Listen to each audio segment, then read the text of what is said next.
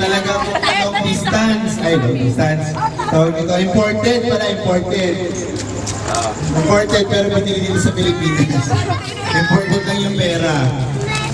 Magbibigyan tayo, tapos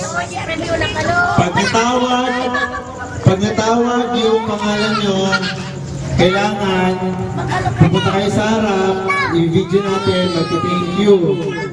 Dapat kilala nyo kung kanino kayo magti-thank you para next year, Pasko na naman, meron na naman kayong regalo.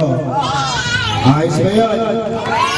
Okay. Sunod ako yun. Magti-thank you ako eh. Yung regalo ko eh. Paano ba yun? Bao ba nagkaroon? Thank you. Gano'n ba yun? Message. Salamat po, Ate Buklesa. Okay, so ang una natin regalo ay Unang-una. unang bunot.